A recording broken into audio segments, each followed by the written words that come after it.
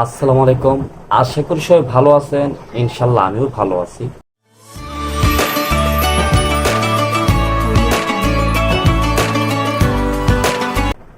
আমাকে কমেন্ট করছিলেন যে ভাই, আধ্যাত্মিক সাধন মারফত সাধন করি কি জিন্নাতের এবং পরি সাধন করা যায় কিনা। দেখেন, আধ্যাত্মিক মারফত সাধন করে আপনি শুধু জিন পরি না, আর বহুত কিছু আপনি আয়ত্ত করতে পারবেন। আধ্যাত্মিক মারফত অর্থাৎ আধ্যাত্মিক অর্থ হলে গিয়ে আত্মার সাথে কালেকশন। এটাকে আধ্যাত্মিক মানে যেটাকে দেখা যায় না, হাওয়া।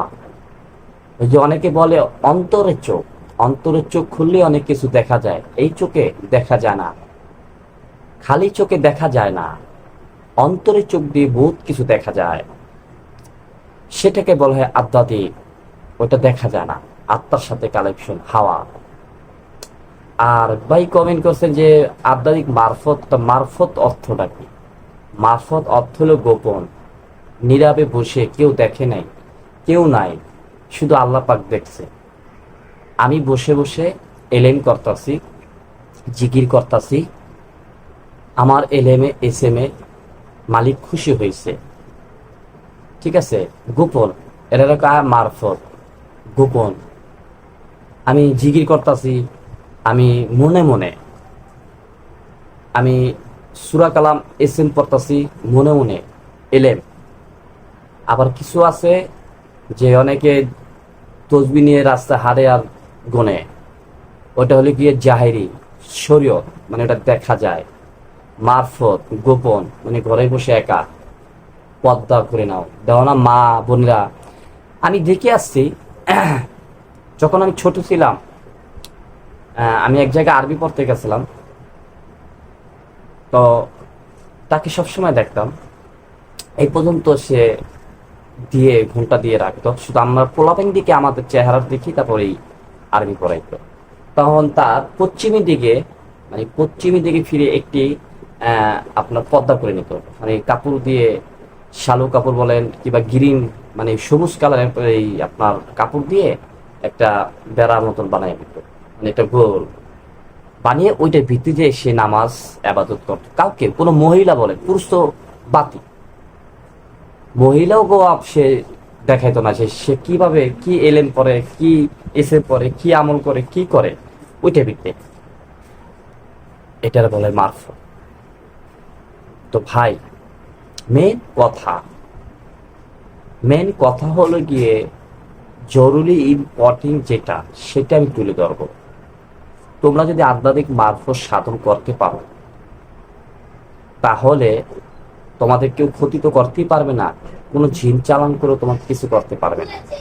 এখন বলতে পারো যে ভাই, জিন চালানটা জিনের আয়ত্ত করে এবং পুরি আয়ত্ত করে অনেক অনেক কিছু করে। হ্যাঁ, করে। তাহলে আমরা কিভাবে আধ্যাত্মিক মারফত সাধনে কোথা থেকে কিভাবে শুরু করতে পারি? আধ্যাত্মিক মারফত সাধনটা কোথা থেকে কিভাবে শুরু করতে পারে, সেই প্রচেষ্টা বলে দেন। দেখেন, এক ভিডিওতে বলে শেষ করা যাবে না, এক ভিডিওতে মানে বলে শেষ করা যাবে না যে আপনি কিভাবে আপনি আধ্যাত্মিক সাধন মারফত সাধন পুরো কোর্স আমি এক ভিডিওতে বলতে পারবো। আমার চ্যানেলে বহুত ভিডিও আছে, কিন্তু এরকম ভিডিও আপনি আধ্যাত্মিক মারফত সাধন ভিডিও যদি আপনি আধ্যাত্মিক মারফত সাধন যদি শিখতে চান, যে কোনো একটা চ্যানেলকে আপনি ফলো করে রাখতে হবে। মানে ফলো বলতে কি জানেন, সবার চ্যানেলে ভিডিও দেখেন, সমস্যা নেই, যার কাছে যেটা শেখবেন এটা তাকে ফলো। কোন টাইমে সেই ভিডিওটা ছাড়ে, সে কি রাত্রে ছাড়ে না তো আজকে দুপুরে ছাড়ে, লাঞ্চের টাইমে ছাড়ে না, রাতে 10টা বাজে ছাড়ে না, 11টা বাজে ছাড়ে না, 9টা বাজে ছাড়ে, এগুলো আপনি চ্যানেলে ফলো রাখতে হবে। যেই টাইমে যে ভিডিওটা ছাড়বে সেই টাইমে সেই ভিডিওটা আপনি দেখতে হবে যে কি গুরুত্বপূর্ণ নিয়ে ভিডিওটা ছাড়ছে, তাহলে কিছু করতে পারবেন। কিছু চ্যানেল আছে বন্ড, মানে কথা কাজে মিল নাই, সেই সব চ্যানেল থেকে দূরে থাকে। যাদের কথা ভিতরে আল্লাহ রাসূলকে প্রেম জেগে যায়, সেসব চ্যানেলগুলো সেভ করে রাখেন, সাবস্ক্রাইব করে রাখেন। এখন আপনি আধ্যাত্মিক মারফত সাধন করতে গেলে একজন আলেম বলেন, গুরু বলেন, হুজুর বলেন, ধরতে হবে। এখন কোন হুজুর ধরবে, প্রশ্ন জাগে এটা। যার ভিত্তে আল্লাহর এলেম জাগৃত, এলেম তো সবার ভিত্তি আছে, কিন্তু জাগৃত, অনেকে বলতেন ভাই এলেম কি আবার জাগৃত কেমন হয়? অবশ্যই হয়। কেউ বিসমিল্লাহির রহমানির রহিম বলে বিসমিল্লাহ বলে মাটিকে শোনা করে, আপনি আমি পারবো না। কেউ মুখের কথায় পানি থেকে পানি থেমে যায়, কেউ মুখের কথায় আল্লাহ পাক বৃষ্টি নামাইয়া দেয়, কেউ মুখের কথায় আল্লাহ পাক অসুখ ব্যাধি ভালো করে দেয়, কেউ মুখের কথায় খারাপ মানুষ ভালো হয়ে যায়, কেউ মুখের কথায় অবিশ্বাসী কাম যে অসম্ভবরে সম্ভব করে ফেলায়। সেই হুজুর কারা? সে হুজুর হলো আল্লাহর অলি।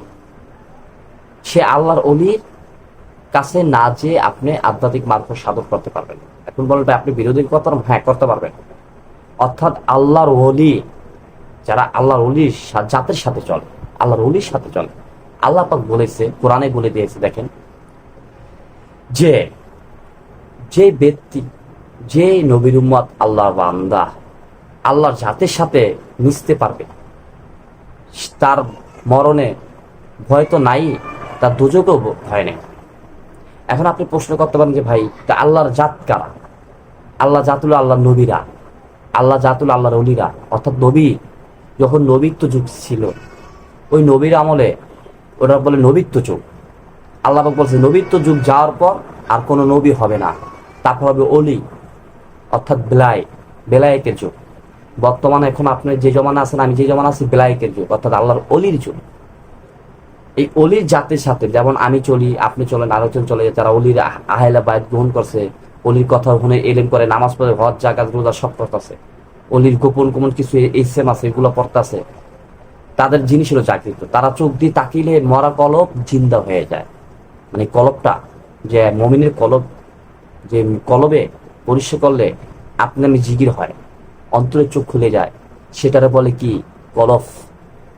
আর আপনি ওই কলব আল্লাহর ওয়ালা, যদি আল্লাহ ওয়ালা হয়ে থাকে, আল্লাহর ওলি হয়ে থাকে, সে তার ওই জালালি চোখ দিয়ে যদি তাকাইতে পারে, তার ভিতরে যদি আল্লাহ এলিম থেকে থাকে জাগৃত, তাহলে আপনি ওই কলবের দিকে তাকালে, আপনি বুকের দিকে তাকালে, তা আপনার কলব জাগৃত হয়ে যাবে। কোনো ইসেম এলেম করে, কোনো জিকির করে অনেকে দেখবে কলব খোলে না, অথবা সে তাকালেই খুলে যাবে। অর্থাৎ কি? যে মানুষের বৃত্তে, যে আলামীর বৃত্তে তাকিলে আল্লাহ রাসূলের প্রেম জেগে যায়, আল্লাহর কথা কাদার জন্য রুহু পোলাপাইন হয়ে যায়, বাচ্চা হয়ে যায়, পোলাপাইন এই বুড়া রুহু বাচ্চা হয়ে যায়। সেরকম আল্লাহওয়ালা একজন অলির কাছে যে আত্মসম্মান করতে হবে। আর আপনি আমাকে যে আপনি বলতে পারেন ভাই তরিকত নিছি, তরিকত নিয়ে থাকে, আমি আপনার গুরু ভাই ও বোন বা তরিকত ভাই ও বোন, আপনারা আজ এটা করতে পারবেন। আধ্যাত্মিক মারফত সাধন করতে গেলে প্রথমে আপনার প্রতিদিন সকাল আর রাত, সকাল না পড়লে রাত্রে আপনি তরিকত কিন্তু দুরূদ শরীফ 500 বার পাঠ করতে হবে। আর যারা তরিকত নিয়েছে তাকে দুরূদ শরীফ জানা আছে, যে তরিকত দুরূদ শরীফ, রাসূল পাকের দুরূদ শরীফটা কিভাবে পাঠ করতে হয়।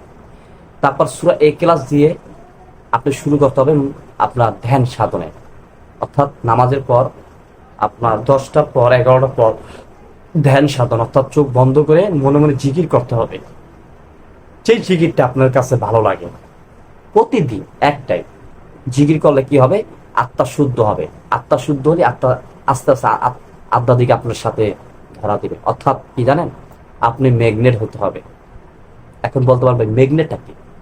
ম্যাগনেটটা হলো গিয়ে আপনার যে লোহা, মানুষের ভিতরে ম্যাগনেটটা কি? মানে ম্যাগনেট তো নাম শুনছেন, মানে ম্যাগনেটটা কিভাবে কাজ করে?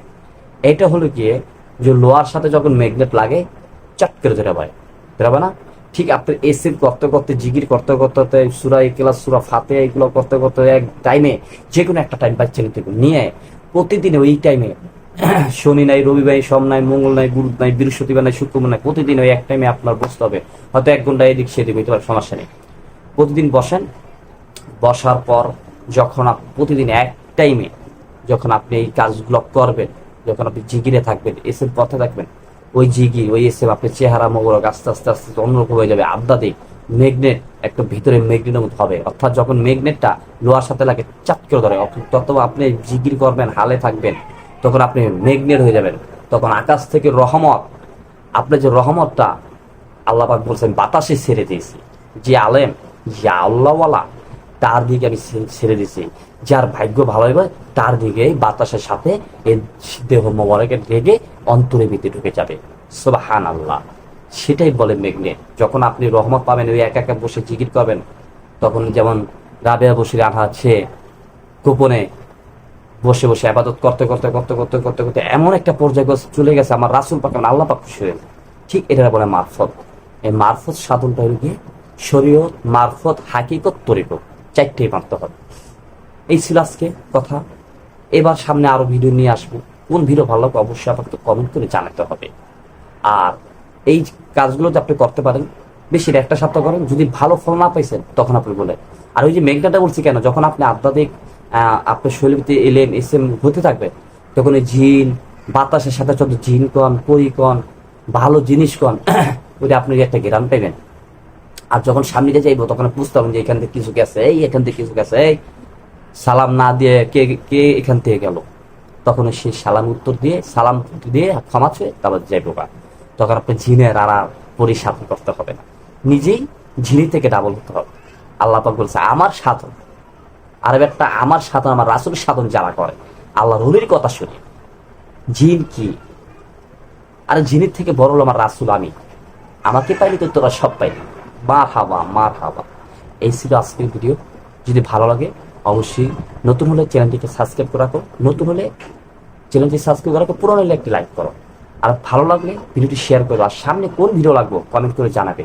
আর অনেকে বলছিল যে ভাই আপনি কি জিন্নাতের চিকিৎসা, কাউকে যদি কোনো নষ্ট করে কিংবা খারাপ জাদু বান কুফরি কালাম করে নষ্ট করে রাখে, আমরা অনেক জায়গায় গেছি কিংবা নিজে এসে পড়ে অনেক চেষ্টা করছি, হইতেছে না, এগুলো কি চিকিৎসা করেন কিনা? হ্যাঁ করে থাকি। স্ক্রিনে দেওয়ার নাম্বারে অবশ্যই ফোন দেবা, যে কোনো সমস্যার সমাধানের জন্য ইনশাল্লাহ আগে আল্লাহ উসিলা আমি যোগাযোগ করবো। সবাই ভালো থাকো, শেষ সালাম থাকো, আল্লাহ হাফিজ।